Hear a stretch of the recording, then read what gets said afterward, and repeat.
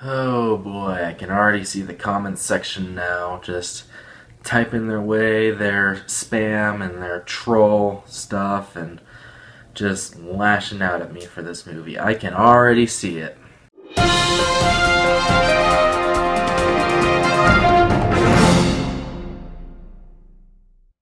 Ad Astra.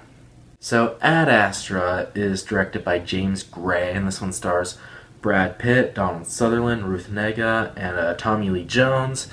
And basically, it revolves around Brad Pitt's character. He has an accident up on like this giant space antenna, and then he later figures out that his dad had gone out to Neptune to see what was causing the surges that caused the accident, and he hasn't returned or something like that. And then Brad Pitt decides that he's going to go out to Neptune to find his dad. That's the best description I can give to the plot of this movie. So, yeah, let's get right into Ad Astra. So, I was really excited for Ad Astra. I had never seen a James Gray film. I've never seen The Lost City of Z, although I heard great things about that one. And I always love a good space movie, and based on the trailers, I thought this was going to be a very good space movie. I thought it looked absolutely fantastic. It looked like something that would be worth seeing in IMAX. So yeah, I was definitely really excited to see what James Gray was going to do with this movie, especially since we've had some great space movies come out in the past, like Gravity's a good example, Interstellar's a really good one, The Martian is great, I like First Man a lot, and even some other sci-fi films like Arrival and Blade Runner 2049. Some great sci-fi slash space movies out there in the past several years. So yeah, I was definitely excited to see what James Gray was going to do with this one. And there were definitely some really good aspects about Ad Astra. First of all, you can't deny this, and I think everybody can agree on this. The film looks absolutely gorgeous. It looks beautiful from a visual standpoint, a cinematography standpoint, and a production design standpoint. The movie looks almost perfect.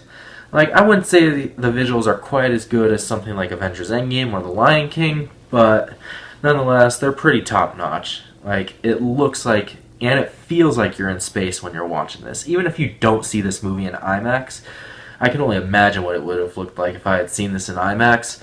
But yeah, it looks and feels like you're in space. You feel like you're right there with Brad Pitt going through everything. So yeah, the movie definitely looks beautiful. And it also sounds really good too. The musical score is great, and the sound design I thought was really good. The sound editing, just everything about the technical aspect of this movie was absolutely fantastic. I could definitely see this movie getting nominated for several Oscars in the technical categories like sound editing, sound mixing, score, cinematography, visual effects, and production design for sure. Like, at the very least, I could definitely see this movie getting nominations for all of those categories because, yes, this movie is a technical juggernaut, I guess you could say. And there's also some really great scenes in this as well. Some scenes of suspense. Like, the first 10 minutes of this movie, I was really digging it. I love the first 10 minutes of this movie. And then there's another scene that a lot of other reviewers have talked about. They call it Mad Max on the Moon. I don't know if I'd call it Mad Max on the Moon per se, but I can see where people are coming from with it. But yeah, there is an action sequence that takes place on the moon that is sort of Mad Max-esque. Again, I can see where people are coming from it, but I wouldn't quite go that far as calling it Mad Max on the Moon. But yeah, it was a really good action sequence. And there was some suspense in other scenes as well. And there were even some good emotional scenes within some of the characters as well, especially in the third act of the film. I thought some of the emotional scenes there were very well done. And again, some of the tension-filled scenes, like there's another one that takes place on Mars that I thought was really good. There's really a lot of great scenes in this movie, and I can definitely give James Gray credit for trying to bring his creative mind to this movie. I can definitely see what James Gray was trying to do. He was trying to do something different, do something a little bit more ambitious, more ambiguous, whatever you want to call it. And I can definitely credit James Gray for trying to make the audience think. I like a good thinking movie, and I can definitely give James Gray credit for trying to make a movie that does that. Now, despite all the positivity I've been talking about with this movie, unfortunately, there's a lot of negative stuff I have to say about this movie. First off, I mentioned that James Gray was trying to be ambitious. He was trying to be like super creative, super artsy. However, I feel like he took it a little too far with this. And because of that, the movie just ended up being really boring. It is a slow burn. And normally I don't mind slow burns. Like, you look at movies like Arrival or Blade Runner 2049 or even Interstellar to a certain extent. Those were slow burns that I thought worked really well, and they had me engaged from beginning to end. Now, if you're going to do a slow burn, that's pretty much what you have to do. You have to make sure that I stay engaged and I'm never bored. Denis Villeneuve is a really good director that is really good at doing that, and Christopher Nolan to a certain extent is as well. And Stanley Kubrick, he's another one. He's another legend that was able to do that with a lot of his movies. I mean, look at Space Odyssey. Look at 2001: A Space Odyssey. Great example. However, with this movie, I feel like James Gray was just trying way too hard to be like Denis Villeneuve or Stanley Kubrick. He was just trying way too hard. He was trying to be so overambitious that it came off pretentious at times. And because of that, the movie was just really boring. It was really slow, really boring. The pacing of this movie is absolutely horrible. It's easily the worst aspect of this movie. This movie's 2 hours and 4 minutes long. But I felt like I was in the theater for over 3 hours. Like, I'm not even kidding. The movie felt longer than Once Upon a Time in Hollywood, which is something that definitely shouldn't happen for a movie that's 40 minutes longer. So, yeah, I was really disappointed by the pacing. In fact, when I went to see this in the theater, there were people snoring within an hour of the movie's runtime. Like, there were people snoring, and at one point, someone even asked, like, their person next to them, like, when is this movie going to be over? Is it over yet? How is it not over yet?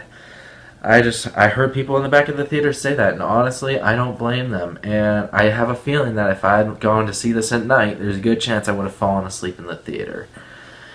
So yeah, this movie, it's slow, but it's way too slow for its own good, and it just comes off super pretentious. Not to mention the acting, I thought was incredibly wooden. I know a lot of people have been giving credit to Brad Pitt's performance. Brad Pitt is a very talented actor. Once Upon a Time in Hollywood definitely showed that talent. He was really good in that movie.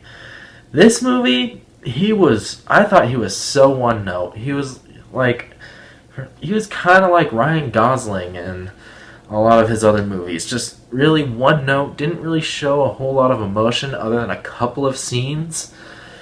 He was just really, really one note. And other than him, I thought all the other actors, like all the other big names, were wasted. Ruth Negga, I thought, was incredibly wasted. Donald Sutherland, wasted. Tommy Lee Jones, wasted. All three of them were barely even in the movie. Like maybe 10-15 minutes at the most. So, yeah. Now, I know this is Brad Pitt's movie, but still, if you're going to have big names, you got to do something with them. Give them something to do. And they just didn't do that with any of the other characters. And plus, there's also a few scenes in this movie that I was just like, where are they going with this? There was one involving monkeys or primates of some sort. I was like, where did that come from and where are they going with it? So, yeah, I didn't really understand, and they never really explain a lot of things. There's a lot of things that they don't explain. That's a huge problem I have with thinking movies and indie art house films as well. Like, a lot of things are just left unexplained, and you have to, like, decipher the hidden messages, and, like, all these, like, deeper meanings and stuff like that. And I'm sorry, I do not like that at all. And this movie overused that a lot. So, yeah, guys, without question, this is one of the most disappointing films I've seen all year. It was the first James Gray film I have seen this year, and Honestly, I just was not that impressed. It's really slow. The acting was kind of wooden. There's not a lot of dialogue in this movie. And I can see that they were trying to go with like kind of a visual storytelling, but it just didn't work with me.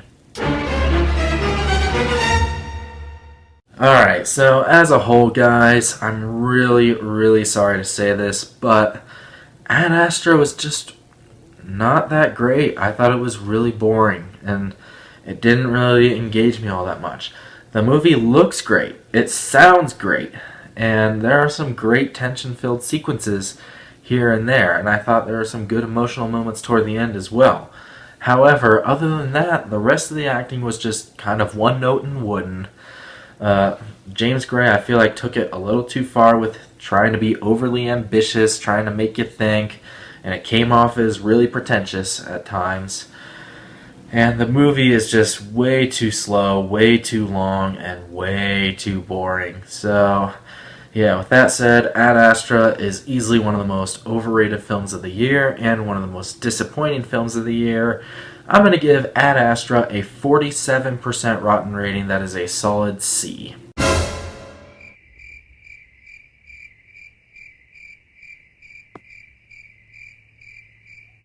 Oh, it kills me because, trust me, I wanted to love this movie. It was my number 8 most anticipated movie of the fall season. I think it was number 8. It was on my top 10. That's all I remember. But yeah, I really wanted to love Ad Astra, but I just didn't. Maybe I'll check out Lost City of Z sometime because I heard that's a really good James Gray film. So yeah, maybe I'll check that one out sometime. But anyway, what did you guys think of Ad Astra? Make sure to let me know down in the comments below what you thought of it. And make sure to leave a like on this video. And what's your favorite space movie of the decade so far? For me, it's The Martian. The Martian is definitely my favorite space movie of the decade so far. But what is yours? Make sure to let me know down below what it is. Make sure to subscribe to my channel for more content to come in the future. And until next time, once again, my name is the California Cougar. And always remember, stay California cool. Peace.